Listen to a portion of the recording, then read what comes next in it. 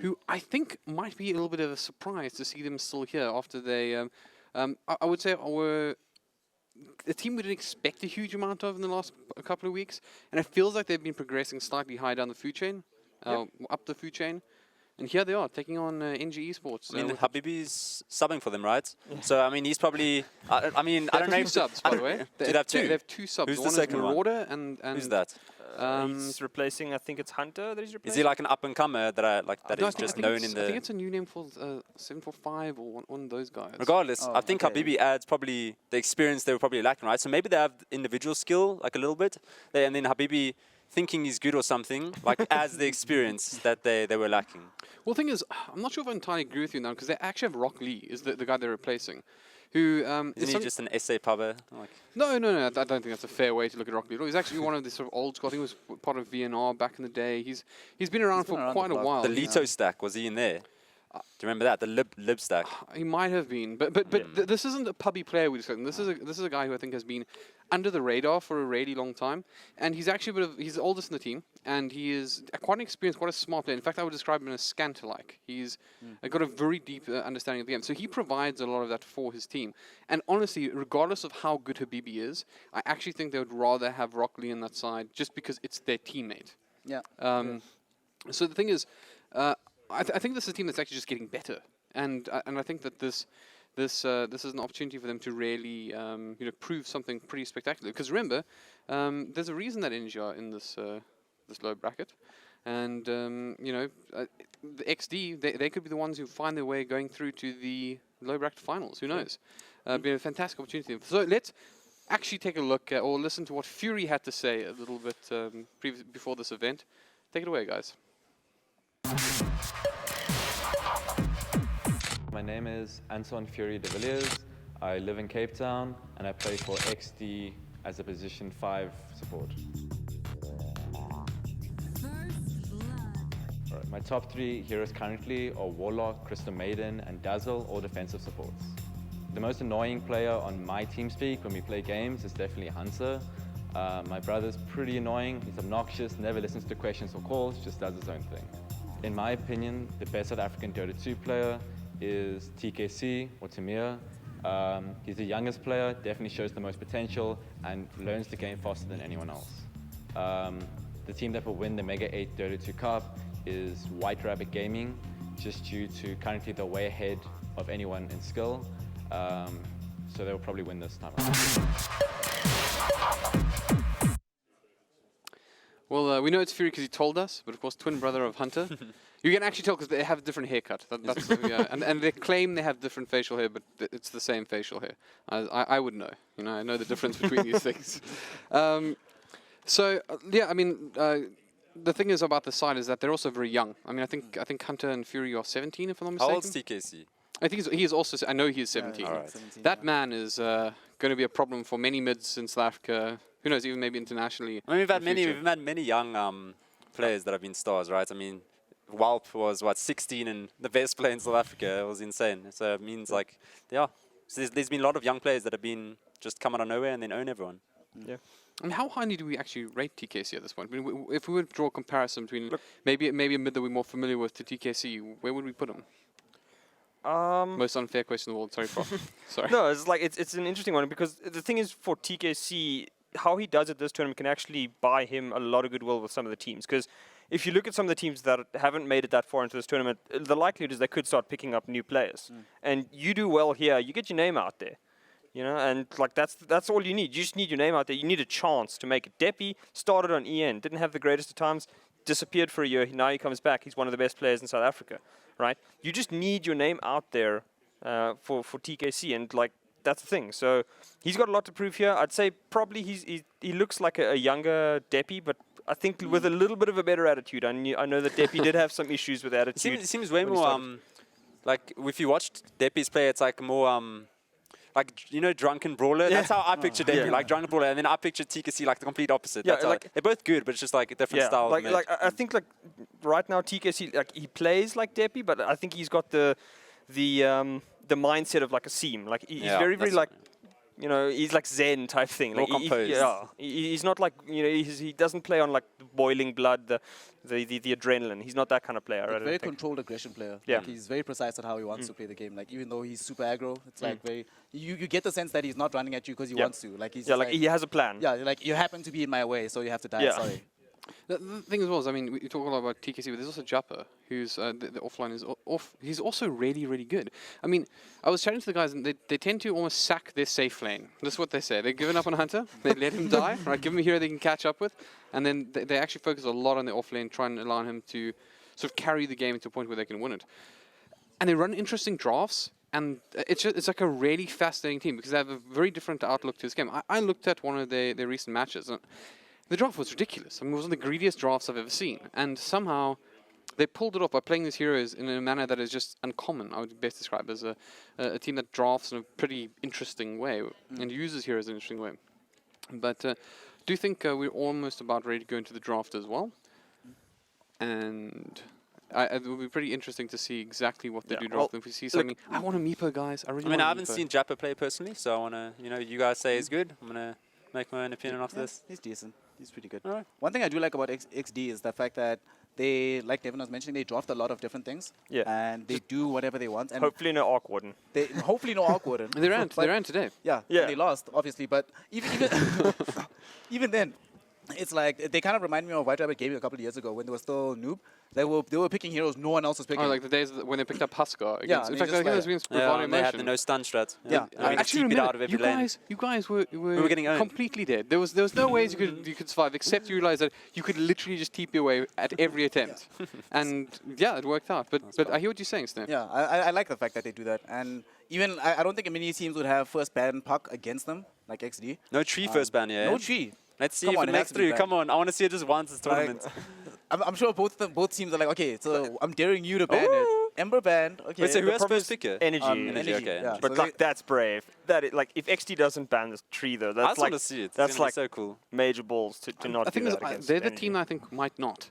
They're the kind of team that I think they have such a different opinion of Dota that they'll say, yeah, you can take the tree because we want Visage, and we think Visage is better than Tree. You know, like that kind of thing. No, yeah. Well, She's too good, man. Yeah, like they're she- brave, but they're not. She about just that brave. changes the way you have to play Dota so much right now. It's like the Clockwork. amount of gold that you have to invest to keep this hero All right. managed. is a Chelsea, lot. here we go. All right, Chelsea Clockwork. I believe. Okay, so a little bit of insight into this team, and I'm just praying that they go there.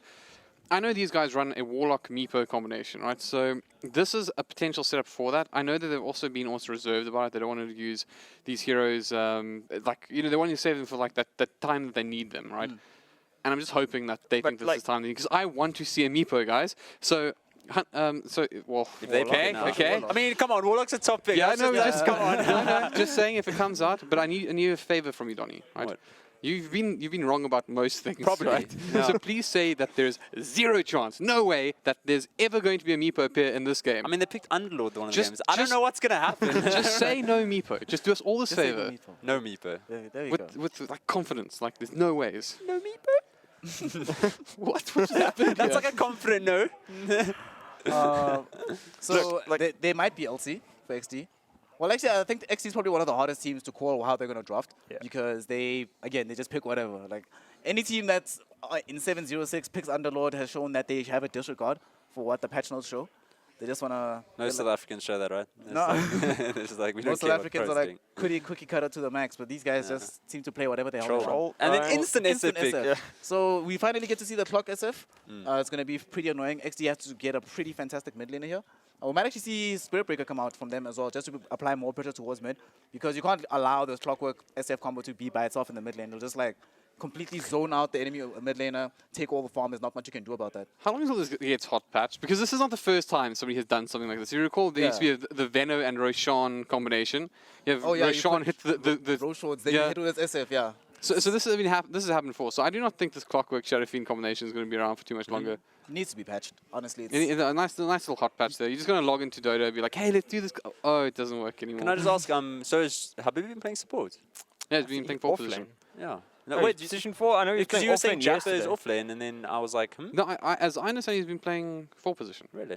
Yeah. By the way, this is like a rivalry, by the way. So they're both in the same team, Odu Yeah. and Habibi. Habibi, and now they're gonna whoever wins this is the better player. I'm so glad you brought that. 'cause Confirmed. You brought that up earlier, and I think that is worth mentioning as well, because obviously we do talk a great deal about the old Bravado squad, and they deserved it. In fact, recently we described Odu as effectively like a legend of SA Dota, but now he's going up against another legend of SA Dota. I mean, Habibi is way more of a legend than Odu. Like, I mean, Habibi was there from like the first Energy days, and then Odu joined like our team a year ago. but Like, I remember correct me if I'm wrong, but Odu was a mid player for. he was in like BVD Blue, was he? Yeah, he was the offlaner Yeah. originally for BVD. He was in Was he Scant offlane? then. I feel like Okay, he okay, I suppose he was a originally was different type of legend. You know what I mean? Like, he was like part of the Scant era originally, and Habibi was part of our era. Yeah. I just kind of felt like you guys only won games because Odu's Ricky was that Okay, good. whatever. Get out of here. Is this mid even winnable for XD right now? Like going up against the Shadow Fiend is going to have the bonus cogs damage And as a well as Ricky. Ricky. It's only Like, hard, eh? what do you do? Like this is such a rough place for Cop to be. You stack and hopefully don't get it stolen. That being said, it's also super hard game for Clockwork here. Like Troll, what do you think in the offlane? Is there a worse like? Well, there's It's worse like that ones, is but like it's pretty that bad. is like the worst one I It's think. like against really, Clockwork, really like, bad, It is right? probably really bad. Yeah, Warlock Troll is like it's terrible. So I don't It's know. a very like, sad moment for him. Energy might consider just going to put Clockwork in the jungle. I don't know. Unless it's a sport clock. No, they won't. I They hope won't. Those not. are really weak. Mr. Poddykins is already the Ricky. Yeah, Yeah. I mean, yeah, I can't imagine that working out. But I don't know. I want to see something crazy. Why not? I Let's want to like see a- Chelsea's style on Hunter. I want Chelsea to flex his skills and then Hunter to just crumble. It's going to be cool. You see, that I think is one of the big question marks about XT is that Hunter is so inconsistent. He is so unbelievably inconsistent. It's amazing. If he were like a coin and you wanted to toss it and see heads or tails, it would probably land on the side. And, like that's how much you can't bet on him. Hunter is basically Eternal Envy. It's just like Well, Eternal Mix is XD does draft like NP though. yeah, so- like there's games where honestly, like you look at XD playing right, and you see how Hunter's farming, and you think to yourself, wow, this guy is like potential best carry in the world, and then next game, you're like, dude, what are you doing? Like, Yeah. what's going Now on? the here? thing So- is, Bang. Hunter actually sent me a message, Steam message, random, like completely sort of out of nowhere, saying that we were going to see a different XD this weekend. So I want to see this next. I'm like Hunter, if you're watching this replay, or It's so random. It's like, you watch me, Halberd, I'm going to be good. you know what? I get a lot of messages from players, and I was particularly happy to see that one because I spoke to them recently as well about like, the fact that this is a young team and they could be the next big team if they stick together and they sort of grow together. I know Johnny's got a different opinion on that sort of thing, but I think this is one of those cases where this team that can grow like under Rock Lee and really put some impressive performances out there. The problem is that can they do this with They just picked with 2 BH. subs? This is like, what is this, a year ago? yeah, it's like this is a BH year versus ago. Ricky, right? But So we have to accept this. They do not agree with the meta. Everyone else Well, is wrong. the BH is apparent. That's like even crazier than Ricky. I mean, Yeah, what's like- even going on? the BH doesn't do the same thing as Ricky. Yeah. I think the main problem is that you need mana to actually do the same thing that Ricky does for free with this hero. That being said, track is nice. Maybe they're thinking of like disabling like Bane's channel. Yeah. So like you can track him and then you just shuriken someone close to you and then you'll Yeah. disable him. Maybe that's their way of stopping it. no, it's the Ricky counter. You track Ricky. It's You also can't do true. anything. You It's don't have to true. buy Yeah, gem. the only problem is you have to see the Ricky to track him. So and I don't think that this thing is going to work out well. This is a very interesting pickup here. Bane is really good. Call Ricky. Oh, One- Here we go. that is Safe rough. Here we Lane go. DP. Dreamy. That's just dirty though. That fifth pick Come DP on. is just dirty. Get out of here. It's cheese. Energy So- wants cheese. So what does XD do He's not here even cheese. He for the legitimately offlane? thinks it's OP and he takes full credit for them winning games if they have this here. So like, I think you go Axe with Blade Mail here, right? dude, It's like ultra this good is like versus the DP. coolest thing ever. They do definitely need offlane, so I don't think you go Tide's banned. Oh, anyway. I don't. Any hero is gonna be rough, right? So like Bane's there. It has to be someone maybe that can jungle a little bit. Like, jungle bit level yeah, 1. like Mag? They're not gonna. He's not gonna be able to lane. Why is Mag completely ignored? South Africa. South I Africa mean, thing. but It's then like Mag literally Troll South is Africa. fantastic. Mag Troll with Warlock is Mag's good phenomenal. area. I agree. Yeah, with you. actually. It's excellent. Yeah, the prophecy's on point. And too, Habibi plays Mag, right? but, No, but he's not the offlaner, right? Who's getting what Japper. here though? Prove Like, to me. What's Habibi playing? Is he gonna play Bounty? We'll see. probably. Abaddon. I'm That actually feels okay with this. You can get the dispel off on the Bane's Oh, YouTube Habibi channel. is supports. Okay. You can do that in the laning phase. He shouldn't necessarily die too much if he's got the self shield as well as the game starts to go a little bit later. If this hero gets ags, you can actually run directly into the exorcism from Dreaming. And counters absorb all the Banes things. and silences Right, and all that chance. stuff. Yeah, Something important needs to happen here. And we'll include the casters in this as well. Try to get even more diversity. Gentlemen, who's going to take this one? Energy Esports or XD Dota 2? Habibi. Oh, it's a tough one there. It's a tough one there, Devon. That It wasn't your turn yet. I'm actually not. I'm a pretty big fan. It gets rid of the Bane ulti. It gets rid of some of the more, you know, distracting things. It also is a good tank for the Death Prophets. And if the Abaddon decides to get something like an Argonum Scepter, it could be some huge damage soak from the Shadow Fiend and Death Prophet. So I think we definitely have a good game on our hands, but safe lane, Dreamy, Death Prophet. Yeah. Yep. I say certainly. energy. The only question I have for you guys, though, is why don't you like the Bounty Hunter? It's just 'Cause- different. I don't like 'cause, different things. Change is I don't like bad. change. We don't Okay. like Bounty because Ricky's free and it does it cheaply. Like, Yeah. does it for nothing. So, And the thing is, Ricky's going to provide a silence, which is way better against the co-op than I You think never know what about the that track Bounty's goal. going to do. I say Hey, who energy. knows? I'm going to say this much. I'm going to cut off everybody here and throw up the cast and say that I think it's pretty easy to say that most people back energy here, but Habibi, might- no, don't. Habibi's gonna win. fine, Trust fine. me. Just because I was going to say fight, I'm with you on this one because my heart's with XD on this one. So without further ado, casters, take us away to something that's going to be interesting either way. Thank you so much, Albert, and the crew. We're certainly going to be picking your brains later tonight. There's quite a lot to talk about, but for the time being, without any further ado, let's introduce you to the teams. These are the Wonder Kids, the new boys on the block that have been showing everybody basically how it's done when you're really, really, really small little boys, and they still play with all the heart in the world. It's going to be Fury picking up that Warlock. On the other hand, Hunter's going to be picking up that Troll Warlord. TKC Dota, who's an expert. There's a lot of potential in this player. Keep your eyes peeled on him in the future. He'll be picking up that Queen of Pain heading towards the mid lane. Habibi, who is supposed to be the level-headed bunch of this crew for now, as he's standing in for Rock Lee, who usually is the man who does basically the coaching for XD. He will be sitting in as the Bounty Hunter, probably commanding things from the rear, having a very cool, calm head about himself. Jappa, in the meantime, heading up to your lane as the Abaddon.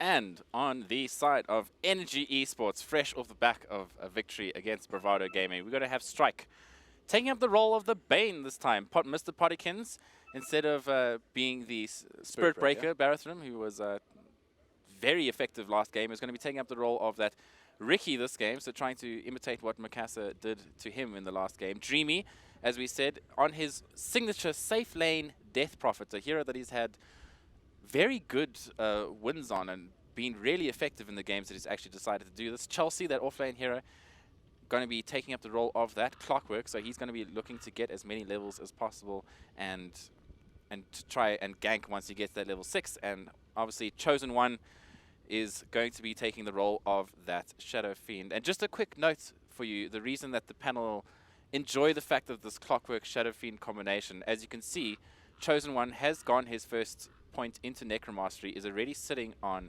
6 souls, thanks to the fact that denying the Clockwork's cogs actually counts as a creep kill when it comes to Necromastery. So the fact that the Clockwork can take that skill, give the Shadow Fiend that extra damage into that mid lane. So suddenly Shadow Fiend's not doing 45 damage at the start of the game. He's going to be doing 45 damage plus, I believe, 17. Or he has another 2 charges if he so wants to get, right, up to 8 damage, because he's sitting at 6 out of the possible 8 Necromastery charges. So, I mean, that's going to be plus 21 damage, which is a significant advantage for a hero that struggles in the first 2 levels. And generally why you see these two heroes picked in combination, just because it gives the SF such a huge advantage in that early sort of starting minutes, especially with the extra creep now spawning in the mid lane. Certainly. Well, that's on the one side of the coin. On the other side of the coin, something that created a whole lot of buzz around the panel was the discussion around this Bounty Hunter. Yes, Bounty Hunter. Whew. We're starting off well. We're not even 1 minute in, and I'm already tumbling all over my words. Habibi, who will be playing the Bounty Hunter, caused a lot of discussion. Some people like it, some people don't. What's your take on it? Me personally, I like it. Sure, he can't bring the smoke to a team fight. He can't do that sort of stuff, but he does have a nice chain disable if he gets a few tracks off, throws out the shuriken toss. It's a good way of disrupting any channeling spells. Not that there are many channeling spells here, other than the Bane and the ulti from the Requiem of Souls there from the Shadow Fiend. Other than that, he can't really interrupt all that much. Yeah, I mean, the movement speed is also not to be taken for granted. That's definitely something. But Habibi, also a famous roaming hero, previously support for that famous Bravado gaming side. For Now the Bravado the Gaming. Bravado gaming side. Since played for Veneration Esports, I believe, but I don't believe he's playing for anyone at the moment. That's why we see him as a sub here. And he knows what to do on these roaming heroes. So he's, I think, for the most part, just going to be playing that roaming role, trying to get as much done in the early game as possible. Perhaps try and stop the Ricky from being as effective in the early game. But ultimately, the Ricky's just, with his permanent invisibility, is just a little bit stronger in that regard. Also, the silence is going to be huge. So it's... I feel, yeah, I agree. Less is dependent on, say, Riki doing everything right as opposed to the bounty hunter. For me, it's more successful as a bounty hunter. When you're comparing bounty hunter and Riki, it really comes down to how good a bounty hunter we're talking. Yeah. If the bounty hunter is highly successful, gets you those track kills, he's more valuable for me than a Riki. Although, one could argue the other. Me personally, like I say, personal choice. That net worth difference that he creates just from the track gold, not just for himself, but for everybody else, makes him far more valuable to me than a Riki would, and his silence in the middle of a fight. That's a judgment call for each and every one of you to make, and all we can do is really present the two sides of the story as TKC Dota will take up his mid lane role here. Keep your eyes peeled, boys. This is going to be a fantastic game. Yeah, as we see both Invis heroes just sitting next to each other already in this mid lane, and are both armed with sentries. So I think they know that they're here. I think Mr. Pottykin's Sort of, they're waiting for the first person to reveal that Habibi is the man, and Mr. Pottykin's getting a few right clicks out. Fair amount of damage too, quite nicely done. And this is exactly how we saw the mid lane starting out. Yeah, it's basically these roaming Invis heroes combined with Chosen One and TKC Dota to basically see who can harass who the most. And Chosen One does have 16 souls to his name, is dealing 81 damage or so, if I'm doing some quick maths. And we finally see the first sentry go down. Habibi manages to get the ward on the high ground, so that's a win for him in that regard. 100 gold in the bank. Yep. Does have an extra sentry in the bank. So if Mr. Pottykins puts down his sentry, he tries to go for a tango on that one. It's and this is actually it's an important thing to talk about. We may be harping on such a small thing, but this single sentry alone in the game is the difference between Mr. Pottykins being able to harass TKC Dota and or being harassed. Or being harassed. That's exactly it. Contributing very, very little until that point. Habibi, as you can see, he can step forward quite comfortably and do whatever he really feels. Oh, he's actually going to drop the second sentry ward. Are they going to try and go for a kill here on Mr. Pottykins? Do they have enough? Don't think so. I think that final right click from TKC Dota really had to connect. It didn't, as he stepped just out of range of the sentry. Anyway, without harping on about mid lane for too much, it's going to be Fury in the bottom lane, accompanied by Hunter, and they're up against Chelsea's Clockwork. How do we see that panning out? Chelsea should be able to get experience here pretty easily. I don't see these combination of heroes being able to take him down. So at the moment, he's just sitting and trying to being a little bit wary of Hunter here at the moment. But I think once he realized that there's not much else going on down here, and if he finds Fury here, for instance, and manages to get his battery assault off in time and get within range of Fury, that could be huge, because that's an easy kill for Chelsea to get. And also forces the troll out of the lane. So I think Chelsea are going to be doing well here. I think once a BB comes here and they present the tri-lane, I feel Chelsea might have to back off a little bit. This might be an opportunity for them rather than just a matter of harassment. Yeah, I think Chelsea just happened to disappear in the right direction. Habibi was well positioned in case the Clockwork tried to make his way out the right way, or some might argue the right way. But fortunately, he didn't. Yeah, and partly in thanks to that dire sentry ward that's sitting in that lane. I think it would have been able to spot out the Ricky there. So Chelsea deciding to exit stage left. Quite rightly so. Yeah. So Jap in the top lane, he's all alone on his lonesome up against Strike on that Bane and Dreamy on that Death Prophet. Bane usually used in the early laning stages to set up things with his nightmare, and then nuke them down with the Brain Sap. Is that kind of situation here? I mean, mid is a spot of trouble. Pottykins throwing out a defensive smoke. TKC Dota has to blink up onto the higher ground, but he can still reach Mr. Pottykins. And that, ladies and gentlemen, is how you stop harassing Ricky by telling him to get the hell out of my lane. Habibi just showing off the experience that he's had with these roaming heroes, being able to get the advantage not only in the sentries in this mid lane, but also just be able to spot out Mr. Potikins and getting that first blood gives TKC a huge advantage in this lane. Sure, the SF is still going to be able to farm just fine, but getting that initial first blood has at least kept him even for the most part. Jappa's dead. Jappa actually doesn't have the mana for the apathic shield, and Dreamy's going to finish him off with that final Crypt Swarm. In comes Fury. He's going to try and do whatever he can, but it's just not going to be enough. Unfortunately, that's just a level 1. No, level 2, actually, Shadow Word. So it's going to get him pretty low.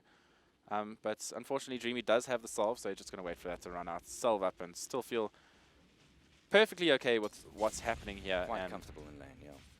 Yeah, and the troll, it must be said, the troll is at least getting free farm here in the bottom lane, sitting at the top of the net worth, and working his way towards that phase boots. This is a very different Hunter to what I saw last weekend. He's actually pretty on the ball, doing okay. Wisely invested in the poor man's shield, but he is in a spot of trouble here as Chelsea makes a move, accompanied by Mr. Potikins. Hunter decides, fine, you want to brawl? Let's brawl. And he's aggressive to the maximum. This might backfire. No, he picks his moment to back out quite beautifully, and that is exactly how you should have played it. Yeah, and just, I mean, perhaps a little bit unlucky with the side of Ian not to get that kill. But good work from Chelsea doing a little harass. They've now popped the salve onto him in the meantime, and Habibi's just a master at this, but he can't do that. You can't retreat in a straight line away from C1 when he's playing that Shadow Fiend. He will help himself as he did there. 1-2, 5 minutes in. Yeah, and now that's both of the Invis heroes going down at least once in this mid lane, so pretty much even Stevens here. I'm quite surprised that TKC's actually managed to do so well in the CS. Generally, he's got 27 CS, but the most impressive thing to me at the moment is probably the denies on the Shadow Fiend. 27 denies. Keep in mind, that includes 15 from that is true. Yeah. Cogs. So that number is skewed. It's not all relative to the lane. It is, but you can see the slight XP advantage that gives. The SF now at level 6 opposed to the Queen of Pain's level 5. And sure, it's not much, but it's better than something. It means he gets his ultimate before, but obviously not going the ultimate in the Shadow Fiend at level 6, because that's not what you would ever do. Why? The Shadow Razors and your Necromastery are arguably your most important spells in the early game. Shadow Razors are cheap, effective, and extremely high damage spells, so that, you know, as you saw with Habibi being able to get off those razors, and then comes the Knight as Habibi makes a move. He's got a decent slow going. Fury's there as well. Jappa trying to make an attempt on his life. Dreamy trying to haste on back with the Spirit Siphon. It is keeping him alive. Jappa's diving pretty damn deep. He might go down, and he does strike. Beautiful interaction there. And Dreamy must be careful not to be taking too much damage, otherwise Strike will die in the backlines. And Fury knows it, and it's actually bait. And suddenly, Energy Esports have walked away with not 1, but 2, but 3 kills, by the looks of things. Unfortunately, both Strike and Dreamy limping away just with one leg each, but unfortunately, two legs ultimately make a pair, and they get 2 kills. And that's enough legs to enter an ass-kicking contest. Or you know, three-legged, one of those three-legged carnival races. But Spirit Siphon at level 3. Spirit Siphon at level 3 turns out to be a pretty powerful spell. And a beautiful play from Strike, actually, to sleep while that Siphon's going off and just allow the DP to get some life back pretty much free of charge. What a beautiful little play coming out of Energy Esports. Yep, certainly. So, TKC Dota, he's doing all right, all things considered. ENC1 is doing fantastically. You couldn't be happier at this point. What's the next step for the side of Energy? They've got a convincing lead at the moment at 5-1. How do they capitalize on it? They are perfectly comfortable with the way that this early game's gone. I mean, they are getting all the levels that they need on their cores. I mean, Bane's sitting at level 4, which is doing pretty good. Chelsea is sitting at level 5, so he's perhaps a little bit behind, but he's going to find Fury on the high ground. And this is pretty much a free kill for him. Oh, Fury. Oh, Fury. Oh, Fury. Don't stop doing the dance. You're dead, man. Just give it up. Chosen one with a little bit of BM coming in here just to throw a raise and says, Chelsea, you waited patiently for that kill, but in fact it's mine, and he just walks away. Yeah, that's a little bit Low blow, but it works. Habibi somehow knows that Mr. Potterkins is here, and that's going to be the counter kill they were looking for. It's going to put the scoreline at 6-2. 8 minutes in. Things are heating up quite nicely here in this best of one. Everything on the line for these two teams. The loser is out. Yeah, and wow, that's no sentries or anything in that mid lane. How did they kill that Ricky? Interesting. No, that was a dust.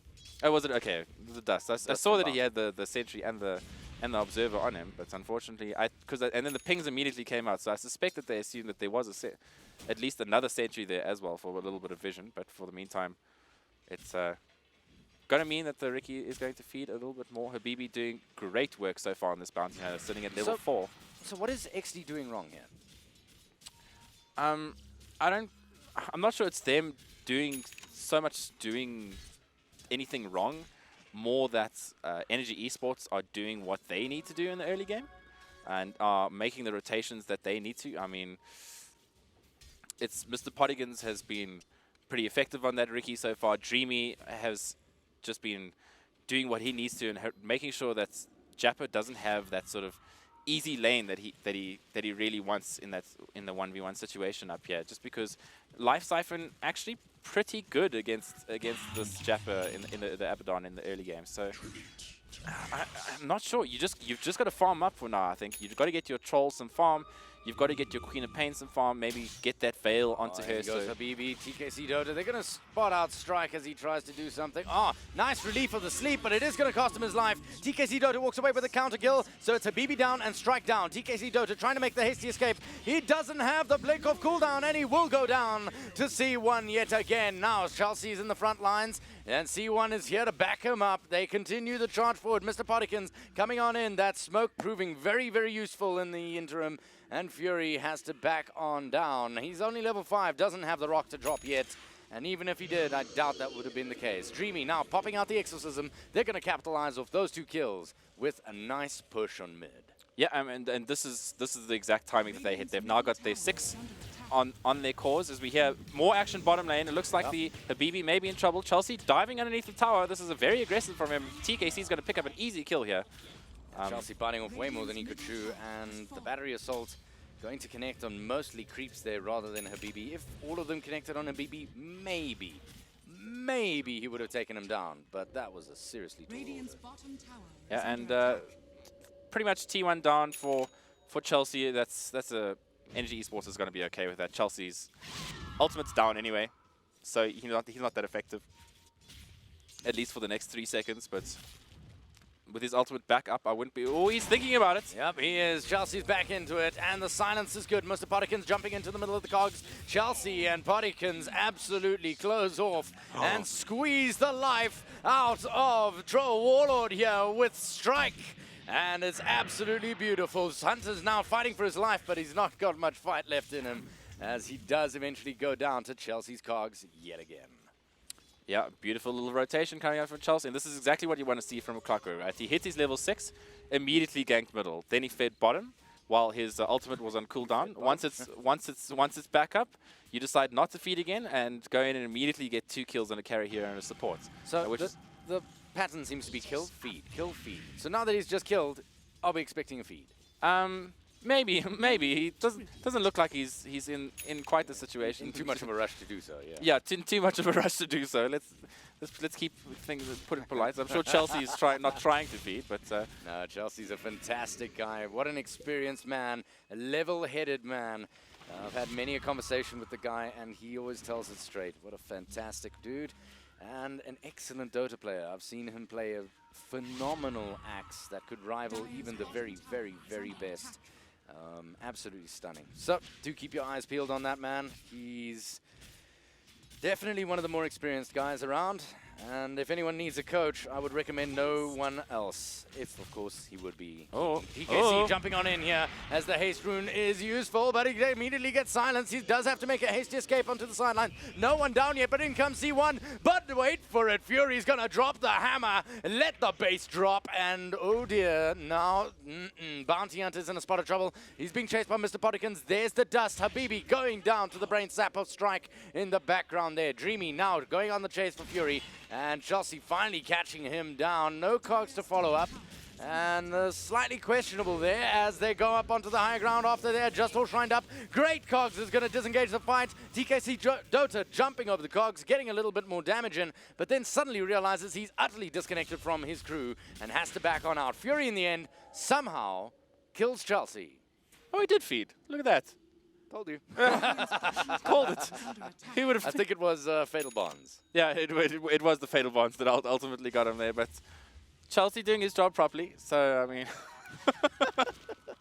and Chelsea, if you hear this cast later, I love you, buddy. quite a messy team fight coming out there from TK, from the side of XD, but ultimately doing what they need to do. They only get one kill, but at least they should be able to pick up this T1. And with the DP ultimate down, not pushing towers, that's always a win in the early game. Absolutely. Usually you're reserving that moment for just that situation, and fortunately, they've won it. So, 11 for 5. Let's round it all off. 15 minutes in. It's a little bit late, but here's your net worth graph. Topping the charts, no surprise, is going to be C1 on that Shadow Fiend. On the other side of the coin, TKC Dota, the other mid laner, and the up-and-coming star, as many view him, sitting at 5.7 thousand net worth. Doing okay. Could use a little bit more. Hasn't had the roughest of games. Got 2 deaths to his name. It hasn't been easy. Yeah, does have that Veil now, I believe, that's on the courier on the way out to him and working towards that Yule Scepter now. So it does have that initial magic damage burst to try and do some work here. Chosen One does have a Shadow Blade. Ooh, dear. So, the classic scenario, walk up to them with your Shadow Blade enabled, step right next to one of them, and then shout out, step right up, throw out the ulti, and whoever's stuck next to you is incredibly dead. Yeah, as we're going to see XD are now working on this tower, but it looks like Energy Esports are quite keen to defend. Habibi does have that track out now, so is able to get a track out onto the Chosen One, which could play a huge role here with him. Riki in the back lines there. He's going to make a hasty escape using the Blink Strike, but he does get spotted out by Habibi. There's your second track. That's going to be a real pain for them. As you can see, the tracks are starting to come through thick and fast. Out comes the Shuriken. That's a world of damage onto Podikins. Damn, that hurt. Yeah, and just showing how far that bounce is as well once the hero is attract. It's a ludicrous amount of damage that the Shuriken toss can actually deal. Chelsea may actually be in trouble here. Does throw off his hook, but unfortunately is going to go down here before the rest of his team is able to get him. He's breaking up the pattern by the looks of things. C1 sidling on in. Doesn't quite have the opportunity to turn around that kill. Throws Hunter. a few shadow. Yep, Hunter getting caught up and strangled by Strike at a distance. And the nightmare continues for Hunter here in the bot lane. I mean, showing himself off for a millisecond on the low ground there. Strike with incredibly fast reactions to get the Fiend's grip off on that troll. That thing's got a one hell of a cast on as well. It's got a whole long cast yeah. animation. He has to lift his hands in the air before he can actually do it. before performing the Team America secret signal. Olé! Or Olé if you're into your cricket or soccer, depending on obviously what country you happen to be on. The way. Chosen One. He was winding it up. Doesn't quite let it go. Wouldn't have killed if he did. Oh, it's a level 2 ultimate. I think a 900 HP Habibi would be pretty close to almost instantly exploding if he happened to be standing right next to it. He was stepping away, though. Yeah. He must have cancelled for some reason. He knows better than I do. If he's saying, nah, screw this, I'm cancelling it, then I think he's probably correct. Yeah, I mean, he was doing a little bit of maths, decided it's probably not worth it. Habibi does get caught on the edge of that dust, and the Chelsea jumps on in, tries to make the initiation happen, and it works. Habibi hits the deck. Chelsea walks away with his kill. Yeah, and Chelsea now bringing the cycle back into order. Does have that fresh dust on him, and almost has that 4-staff. And once he has that 4-staff, he's, I think, going to be feeding his Writer's Range. Be able to hook in, force out of your own cogs, and just leave whoever's in there to their own devices is a beautiful thing. And or use the 4-staff to bring a friend forward. Yeah, and I feel like Jappa probably hasn't had the impact that he would want to on this Abaddon so far. I mean, he's not doing too bad in terms of net worth, sitting at 5th on the board, so ahead of the clockwork at least. But in the meantime, he's working towards that solo crest. They already have the Vlad, so he doesn't have to go that, thanks to the Troll Warlord, which is usually one of the things that you'd see one of these Abaddons pick up, sort of the Vlad's solo crest into into Argonum set, or it actually sort of depends on all Fury. Fury in a big pile of trouble, and he is gonna drown in it. C1's there to make sure of that. This man is yet to die. He's got 6 kills, 2 assists. The bounty on his head is huge, and there is a bounty hunter track on him. So if they do manage to take him down, that is a monstrous amount of money. Yeah, and it looks like they might be thinking about a rush in Mr. Potikins. So I hear the exorcism going. Tons of spirits, tons of damage. C1's in there. Looks like Rosh is the call. I don't know if they have anything to really stop it. Habibi going for a track on Chelsea. Chelsea now has to maneuver in such a way that it doesn't look like he's going to give away the fact that they're doing Rosh, although I think it's fairly obvious now. Fury does not throw in the chaotic offering at that point. Nobody can really jump on in other than TKC Dota to go and cap him, but he does get caught by Strike again. And Strike is making so much work happen. C1 on the back line does go in and kill Fury before he has the chance to do or say anything. TKC Dota now trying to make a hasty escape with the Apothic Shield on him. Jappa doing the same. He needs to stay out of range of that sleep, but it doesn't matter. The Yule Scepter is there from the Death Prophet, and apparently there's no follow-up. I got excited for nothing. A costly mistake coming out of Jappa, putting the Aphotic Shield on himself instead of the hero that is currently being Bane ultied, was the difference between that Warlock surviving and getting off that ultimate. So, costly mistake coming out of Jappa, unfortunately causing the death of his teamfight. Luckily, EN weren't able to capitalize any more than that, so but they will at least get a T1 for this kill. So they're going to be pretty happy with that, but I think it's reached the point now, if they're going to take a T-fight like this, the Abaddon needs to sit back, keep his Aphotic Shield, and wait for that Bane to actually ultimate. Start that ultimate so that you can get the purge off and actually get the teamfight start you want to, and not wait for your hero to die first and then try and initiate 4v5. Speaking of worst case scenarios, this is pretty much it for a bounty hunter. You're sitting 6,000 net worth in the hole, 6 to 15, you're 20 minutes in. You're not exactly getting track kills, and that 6,000 net worth advantage is in theory with the amplification of any track kills that have come as a result of the Bounty Hunter's track. Have you seen any track kills happen yet? I don't think so. Oh, Habibi reveals here. Oh, he actually spots out C1. Please, guys, you've got to do something here. Nope, Mr. Potikin's going to jump on in and terrify them out. Immediately, XD is absolutely terrified. Mr. Potikin's throwing out the dust onto Habibi. Habibi finding himself in a huge pile of trouble. And this is yet another end for dear Habibi. What does it seem? Who knows? No, it's Habibi. It's Habibi. Was Mac is his brother that plays with Team Pulse, actually. So yeah. They are brothers apart. That at one stage were part of the Bravado gaming sides and all sorts of things. Both very experienced. They've been playing competitive for as long as I have. So we're going to see a T2 coming out here thanks to Dreamy's ulti. And as you mentioned, this is sort of like the split-edged sword that is the bounty hunters. We hear Hook go down bottom lane. Are they going to be able to get the kill? Chelsea does manage to get out in the meantime. We go again. Strike putting in the official grip. The Fiend's grip, which basically has spelt the end of Hunter's days each and every single time. Hunter must be about to break his keyboard on the other side of that computer screen. And it's sort of the double-edged sword of the bounty hunter, right? If you get behind on the bounty hunter and you don't have a team that has enough burst to be able to kill these heroes, which they don't really, like Warlock, Abaddon, these aren't bursty heroes. Sure, you've got a little bit of burst with your the Whirling Axes and Troll. Queen of Pain is obviously a magical burst hero, and Bounty Hunter has a Shuriken toss, but that's not enough burst to kill any of the core or any of the heroes, besides maybe the Bane. At this point, or the Ricky. Even the Bane is difficult because you've got that 300 damage Brain Sap, which will heal you for 300 damage.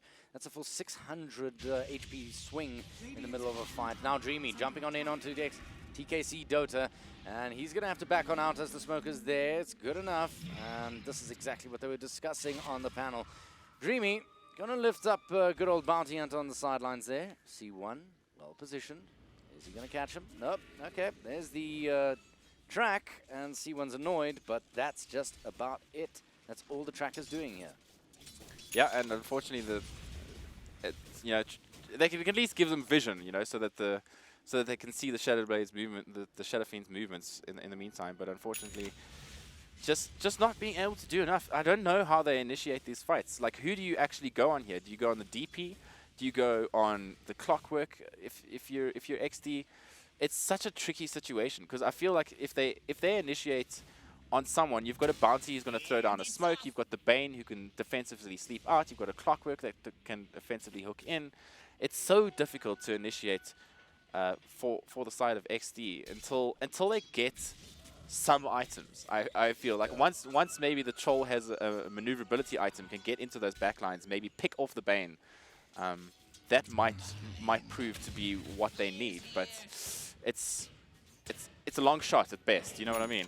So, tell me, there's a little interesting piece of information that may or may not be true. I heard a little birdie tell me that this is the exact same team. Oh dear, goodbye Habibi yet again.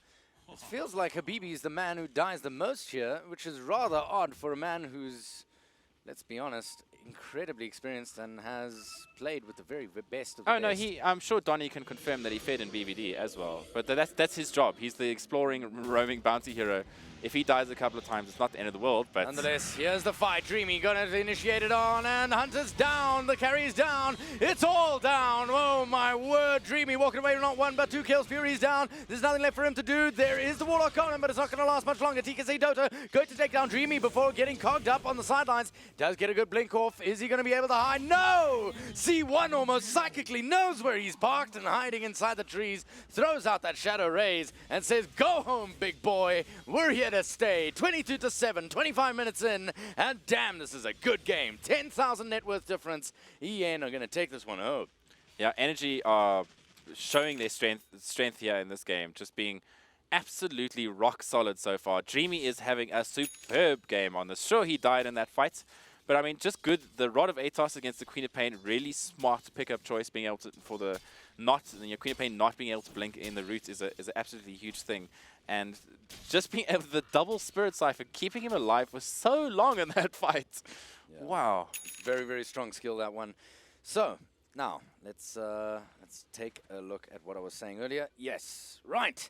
So, little birdie told me that this is the exact same XD team that 2-0 won against EN. It is, and it has happened before, so... But they do have... I mean, I'm holding my hands, looking at the screen, going, how? I mean, obviously, it comes to the day, it comes to the draft. You've just meeting an Energy Esports side that has taken down, is riding a high after taking down a very tight match against Bravado Gaming. You've got them on their on fairly really comfortable heroes for them. You've got the Chosen One, Shadow Fiend. You've got Dreamy Death Prophet. You are playing Energy in their comfort picks. Do you feel there's a perhaps a flaw in the draft that's responsible for what we're seeing here today? Because we know they can do it. The side of XD can do it. They've done it before. I'm not sure that XD are playing their most comfortable heroes. I'm not sure if this is the situation or these are the heroes that they ideally wanted to be on, but they seem to be picking fairly quickly. So I'm sure that they had some sort of plan. Having spoken to the vet quite a bit about his side. Oh dear, Habibi. Mr. Potty. Is he going to go down to basically solo Bodykins? Pretty much. A little bit of assistance there from Dreamy as C1 finishes off the tier 2 tower in the top lane.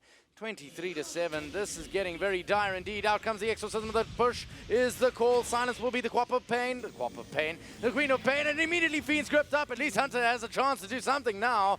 That's the upside. Except I don't think he can do much. Fury turning around, throwing in the rock, trying to slow things down. But Chelsea making great use of that force staff. Gets on out of dodge and says, we got what we came for. We got a few kills. We've taken your tier 2 tower.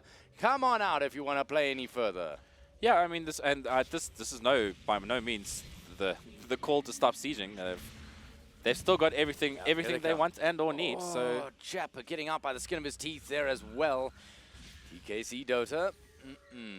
Nope, not much he can contribute here. He does have the Sonic Wave still, so he can clear out that wave of creeps if absolutely necessary. He doesn't have the Agnum Scepter. Is that what he should be building into instead of the Silence? Agnum Scepter. Deal with the push. I mean, I don't know why you would actually... I mean, the silence is good against the Bane ulti. I suppose that's what's catching some people out, having more answers against that is always good. Being able to stop DP from casting her spells, being able to cast those siphons is also really good, but also can just be, she has the Yules, so she really has an answer to that item. So I'm not exactly sure that the Silence is the best choice, but generally as the Queen of Pains head towards the late game and tend towards that right-click build, you know, they generally go for the Bloodthorn, you know, maybe something like a Cuirass. Chelsea. There we go. His next feed all lined up, and it's good enough. All done. Very, very quick kill there. And I think that's the first bounty kill. That is a track kill for the side of XD, and one that they'll be happy to take. I mean, you just show if you the fight recap. That's 1,000 gold, 1,200 gold exchange. Yeah. So that's it's very significant if you can get 2 or 3 of those, especially on a big core. But unfortunately, it looks like the Warlock is not going to be able to make it out of the Silence here. Mr. Pottykins finding himself another pickup. Already has that Div Blade. This is a very farmed Ricky Maru. This is not the American Navy or Army. There are men who do get left behind in Dota. If you can't keep up, then I'm sorry, buddy. I'm not going to throw away the entire team. But then again, Mr. Pottykins is giving good chase here. Rooted will be the bounty hunter, and Dead will be the bounty hunter. Pretty sure that's not the first time I've said that. And this ATOS is just doing so much really work, is. Wilson. It's incredible. Holy hell. I mean, this item I feel is like underrated at the best of times, just because they've now changed it. It has a different. I think it's double braces. It used to be 2 staffs of wizardry and a vitality booster. Now it's double bracer and a staff of wizardry. So it gives you some differing stats rather. But it's the cast range of this thing. I think it has almost 1,200 cast range, so you can cast it from miles away. And being able to lock with the change to root, it's just such a power item on someone like Dreamy. Yeah, look, it's really quite simple. Take a look at that net worth. Oh yeah. Just look at it. Boom. Chosen one is Chosen huge. one is... okay, so his net worth is only 2,000 more than the difference net worth between the 2 teams. Yeah, I mean, We're in that kind of situation, my friend. where there's just a whole hero, advantage. Pretty much. And Chosen One is just, I mean, absolutely that big. He's sitting at what? 9, 0, and 7. So helping to have been in 16 of the 26 kills on the side, not having died. That is pretty much the ideal situation. Yeah. So to put it another way, if C1 didn't exist, if I took that hero entirely out of the game, the net worth difference would be 2 grand. Exactly. That's it. Nothing else. That is a massive, massive mountain to climb. But they have their own mountain to climb here, the side of EN. They have all the tools to do it. And the first tool they're going to use is Chelsea. He's going to jump on in, catch Japan, and then decide, nah, not really the target I want to go for. C1 continues to whack away a world of damage towards the racks, and Broken will be the Troll Warlord.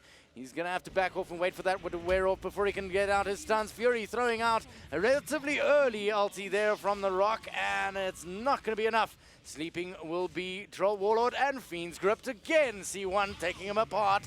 This is a clinical dissection of the side of XD, as now the next barracks falls. Hunter buys back.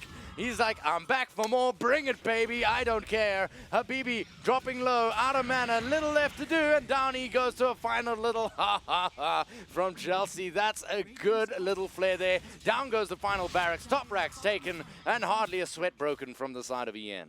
Yeah, I mean, Chelsea just didn't move in that entire fight. The rest of his team was busy fighting. He was like, I'm just going to hit buildings. It's fine. No need to worry. It continues to hit buildings in the form of that shrine. So just huge. And I said, this is, for instance, just to compare the death profit from the last game on Soda to this game, this is where you want your death profit to be, right? You want him to be in that top of the net worth, because when you have that advantage, this is exactly what the DP can do. Just absolutely, between them and the SF, destroy bases and buildings. There's nothing left to say, my friend. 29 to 8, 32 minutes in. Things looking very dire indeed for the boys from XD. God, they've got a lot of heart. God, they play hard, but it's just not enough. Just doesn't seem like it's enough. Oh, Broken again will be the bounty hunter. Goodbye. And C1 is going to help himself to yet another kill. I mean, he's just absolutely, he's just so huge. They're going to have to... Mr. Pottykins jumps dear. on in to Troll Warlord. Troll Warlord. Oh. Just managing to get out of there. Yeah, no BKB or bash yet on that Ricky, so Troll is going to be able to get away. Thank It's goodness. crazy that we're even saying that. This is not supposed to be that kind of Ricky. And there he sits with a Yasha. Well, a Yasha and a Diff played at 33 minutes. This has become that core Riki that we're all old-timers familiar with. Hunter throws out the Axis, doesn't connect onto C1. C1 continues to pound away damage onto the mid tower. The occasional mischance not really perturbing him all that much. The tracker's on him. Hunter going in, throwing out whatever damage he can. He does have the sustain on him. He is now going to start taking a lot of damage. Mr. Pottikins getting a great slow. That beautiful diffusal blade getting an excellent amount of slow. Not quite enough to take down Hunter in one foul swoop, though. The tower drops, and the Rax stands exposed. Nice slow coming through here. C1 trying to diffuse the entire situation with his ulti. Nice little grief coming out onto TKC Dota. He only blinks out by the skin of his teeth. And Strike manages to go on in, but he dies first. There's nothing left for him to do. And Ian Dreamy going to hit the deck from Fury. Okay, all right, so XD still showing some teeth here. Oh, what a hook from Chelsea. They thought they had him. And the little cheeky play here. He's not quite out of the woods. He's still getting chased. Queen of Pain is going to be able to get that use. Doesn't have an Orchids here. Hook. And he does use his force stuff, but it doesn't look like he's going to be able to get away. And that's going to be 4 dead and an Aegis. So XD managed to hold the high ground. Admirably so. And admirably so. Did take some damage to the ranged barracks, but it felt like Energy Esports perhaps got a little bit ahead of themselves there and grouped up a little bit, allowed the Queen of Pain plus Fatal Bonds just to deal an absurd amount of damage with that Sonic Wave coming through. Instantly exploded Mr. Pottikins, and from there, things started to fall apart a little bit because they could then take down Dreamy, managed to get the Aegis, and finally a fight that went in XD's favor. Finally at last. So, the Orchid Malevolence coming into play, obviously. Now with 3,900 net worth, what's next on the shopping list for TKC Dota to stop the tide of battle? Oh, that is a good question. I feel like they need a cuirass on their side. Actually, I feel like the minus armor, or being able to counteract some of the minus armor that the Shadow Razor's passive ability, the presence of the Dark Lord does for him, is going to be a huge thing to be able to deal with and try keep his team alive at least a little bit. As he does have 4,300 gold in the bank, but it looks like he's actually going to go for that Octarine Core. I'm not so sure about that one, Wilson. So, it's a difficult situation. If he's looking for sustain, that's not the way to go about it, I suspect. If he's looking for low cooldowns, I can kind of understand it as Habibi gets picked off yet again towards the bottom lane. I feel if you're looking for low cooldowns, just get an Argonum Scepter. Just get an Axe, yeah. Argonum Scepter into Octarine gives you a 26-second cooldown on your ultimate, so you can cast it more than every wave, which is just going to stop any and all push coming out the side of Ian. But it looks like Energy Esports, they are already inside this EXT base. For round 2, nice ulti coming through from the Queen of Pain. Ricky's dropping very, very low. He's actually out of the fight. Immediately Fiend's Grip will be Hunter, but the Fiend's Grip is broken. Beautifully done there. Now Chelsea is all the way at the back of the line. He's saying, guys, get out. Don't worry about it. Let me force off you. Let me cog him. Take care of this. Take care of that. And everybody back in again. Dreamy going in with the exorcism. Beautifully done. Chelsea catching somebody on the sidelines. This is how this game is meant to be played. Clinical, clean, and absolutely a mess, but an organized mess nonetheless. Yeah, and these Raxes are just sitting on 1 hit and 2 hits each, so all Glyph doing what they can. They do manage to keep the Rax, at least for the meantime. Go, C1. Go! Your first death of the game. Second death of the game. Sorry, second death of the game. No, And first. Very first death of the game. Oh, I've lied. He's Yeah. 12-1-8 now. Yeah, he is. That is his first death of the game. And Chelsea now finds himself so far away from home. Get that TP scroll, friend. Get that TP scroll. You need to change out your Midas or anything. Chelsea? No? Not keen? Nope. No, he's going to have a nice feed. Yeah, And, it's that turn, remember? yeah. Kill, feed, kill, feed. And this is now the point that things start to get worried. You've now pushed yourself twice into that bottom lane of Rax and not managed to get them. The Rax, importantly, stand. Wilson, the Rax stand, which is A gentle fart in the wind could take them down. I mean, a harsh sneeze could probably kill this ranged barracks, but it's at the moment still stands. Oh my gosh, Ricky, you filthy little thing. No. Is it gonna? He is. Oh, 17 HP. Oh. Oh, that is filthy. I mean, they are just dirty. they are, that is dirty. You, Mr. Pottykins, Mr. Pottykins, you dirty little man. There you go. You've been waiting for that one for so long. But so Rax's stand, and this is look at the difference in the graphs now. You're suddenly sitting at just a 12,000 net worth difference. So almost a 10k swing in the opposite direction have XD been able to do, and suddenly you are not looking too bad. Your Troll and your Quap are beginning to catch up to that Shadow Fiend. They're finally ahead of Dreamy in net worth, starting to be able to get the items that they need. Troll Warlord has that Sang and Yasha, has that BKB, is now working towards that MKB, so he's just going to be able to eventually stand in smoke and do what he needs to do. I sense pain. Oh, Chelsea misses his hook. What a shame. Fury, oh, no. Fury. Fury. Oh, was that? That was? No, it wasn't. It wasn't him. Who did that? Oh, my word. Habibi it was did. Habibi. Oh, my word. Fury almost throwing his keyboard at him, I'm sure. Habibi, why have you stranded me so? Probably. I need vision up there. Just get me water. Well, this is a huge mistake. He's had to TP back to base, and suddenly the Rosh is up for grabs. yeah, Rosh is up, and there's no Warlock ulti in Fury sight. running his little legs off. Go, big boy, you can do it. That big boy with a funny nose is just not going to be able to get there in time to be able to cast that ultimate, and suddenly that's Rosh in the hands of Chosen One. Yeah, has picked up that Aegis. Dreamy does have that cheese and an Octarine core on him now. So we're going to be able to see that Death Prophet ultimate coming back every 97 seconds now, which is fairly disgusting. And he is working towards his level 25 as well, which is going to be +8 Exorcism Spirits or +600 health. I think you go for the +8 Exorcism Spirits just because of how disgusting that is. Yeah, certainly. Now, let's talk about good old Strike here. His effect on the game has been quite substantial. Most notably, he's probably making Hunter tilt. Yeah. Would you like to see anything else coming out of him? I mean, he's got his Blink, he's got his Arcane Boots. He's been pretty active around the map as the position 5 support. Yeah, I think he's done like a superb job He's this done game. his job. He's been shutting down heroes. He's also been taking note of when the Abaddon casts his Aphotic Shield, which is not something that every Bane player does because that is a fairly low cooldown. And there's been 1 or 2 instances as soon as Strike sees that the Jabber cast that Aphotic Shield on himself, he immediately takes either the Queen of Pain or Hunter out of the fight, and that's huge. Well, speaking of taking things out of the fight, Melee Rax is the last one standing, as the Illusions have already mopped up the ranged one. Why aren't the Illusions continuing to attack it? I don't know, but we'll find out soon enough. Slept will be the Troll Warlord. In comes the initiation of the Warlock Golem. It's only going to catch Strike, and the back is the call, and that is the right call. You've got... Oh, don't bunch up too much. There is still a Queen of Pain with the Sonic Wave. Oh, a lovely C1 doing what he can there in the front lines. Hunter, BKB'd up in the back lines. Potikins is trying to pick apart Fury. He's going to go down. In the meantime, Chelsea comes on in. Great cogs to burst up the fight, and that's going to secure the kill on Hunter. Habibi is going to hit the deck, though, as Mr. Potikins finishes him off with the final blade between his cheeks. And now Jappa gonna have to make a run for it. Yep, he's not gonna stick around for much longer.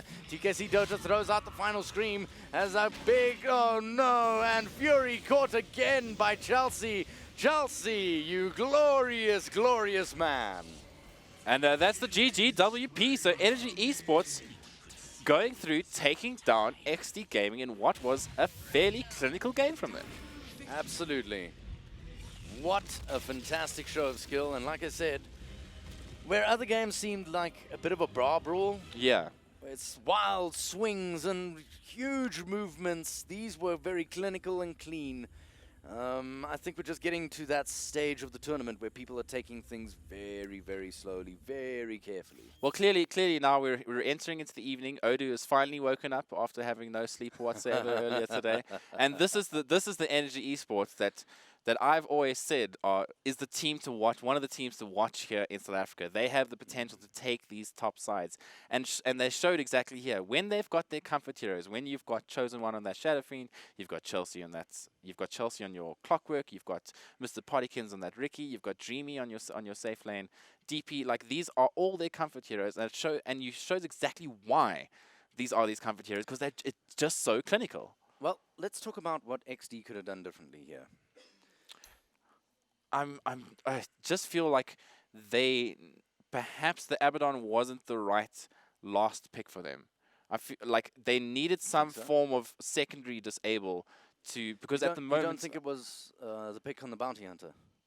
And no, I mean the Bounty Hunter did good work in the early game. Habibi was doing fine, but unfortunately, it just wasn't enough heading into the mid game, and they didn't have enough burst to be able to take down the side of Energy Esports and get that track gold advantage. Specifically, they never really managed to take down C1, and that's the real big kahuna here for this game. Well, my boys, what do you think? Thanks very much, gents. I think I'm proud of XD. I think for a young side, they got like very far behind.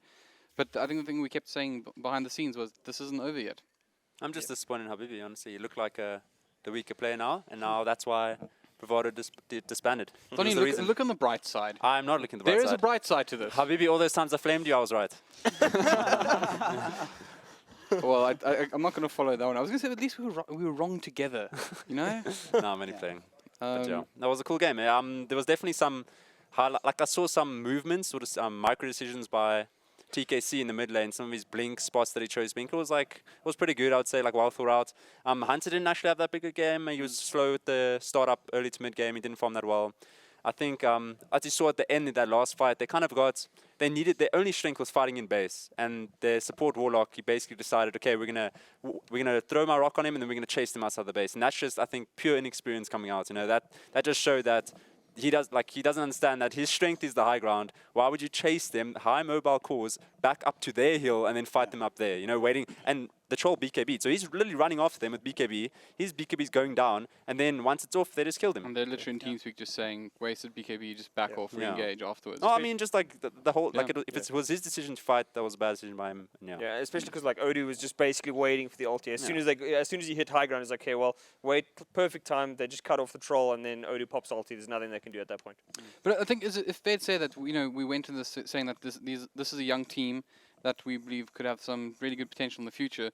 And that this almost shows it. I mean, that example you gave Donnie about him sort of chasing people into this and BKB, that's something you fix by never doing it again. I mean, it's just its own individual decision, right? So you obviously will learn from this, and you'll understand in the future, be more patient, stuff like that. But they definitely do have some good high ground defense. You saw the one when Chosen One got RNG'd when he missed twice uphill. I mean, he must have been so upset. But before that, I think the uphill defense was pretty good by them. They defended the racks quite well considering the circumstances. Yeah. Being Dodge is 20k a down, cruel mistress sometimes.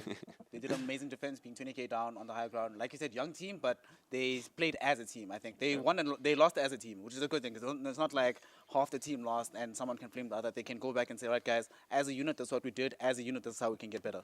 Well, if I were Rock Lee, in particular, I would say half the team did lose since he wasn't there. Obviously, no, I mean, I think Fury's the other one out, right? Yeah. Yeah.